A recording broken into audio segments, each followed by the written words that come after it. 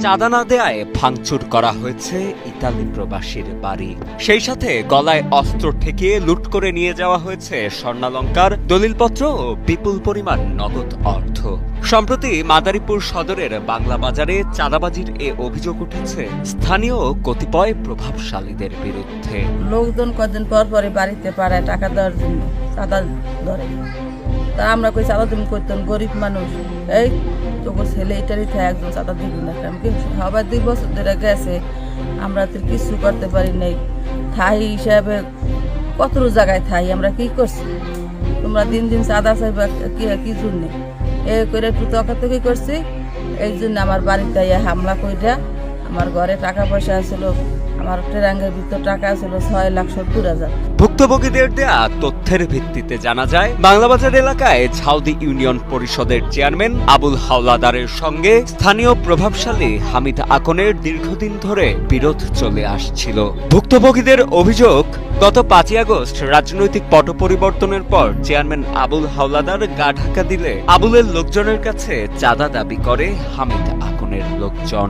চাঁদার টাকা না পেয়ে মূলত গত 7 ডিসেম্বর দিবাগত রাতে বাংলাবাজারের মাসুদ হাওলাদার, দুলাল চৌকিদার ও সোহেল খাড়া বাড়িতে ভাঙচুর ও লুটপাটের ঘটনা ঘটে। কিছুদিন ওই যে সাদা দেয় না, তারপর ওই যে বাড়ি ভাঙচুর করে, কোবায়, দেশে বেড়াকে থাকতে দিব না। কারণ আমরা মহিলারা থাই, আমাকে মহিলা জ্বালাজালি করে, রাতে বলা হলে ঘুমাই থাই। আইয়ার মধ্যে ভাঙচুর করে, তা ভয় পায় না, এরকমই ধরা করে। কদিন পর পরে আইয়ার হামলা দেয়। আমরা বিচার চাই, আমাকে বিচার দিবেন যেন দেশে সুস্থভাবে থাকতে পারি। আমার মাইয়ার গলায় এরম করে ধরছে, দইরা দাও ধরছে গলায়, দাও দইরা কয় তোর স্বামী বিদেশ থাকে, তোর সোনাতানা কি আছে দে।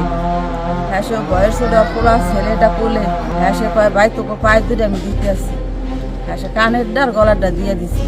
এ ঘটনার পর ঘটনাস্থল পরিদর্শন করে মাদারীপুর সদর মডেল থানা পুলিশ। পুলিশের ভাষ্য, ভুক্তভোগীদের থানায় অভিযোগ দিতে বলা হয়েছে। অভিযোগ পেলে তদন্ত সাপেক্ষে অভিযুক্তদের বিরুদ্ধে আইনগত ব্যবস্থা নেওয়া হবে বলে জানান মাদারীপুর সদর মডেল থানার ভারপ্রাপ্ত কর্মকর্তা আব্দুল্লাহ আল মামুন। আমাদের পুলিশ গিয়েছিল, এখানে বিষয়টা হলো তাদের পারিবারিক।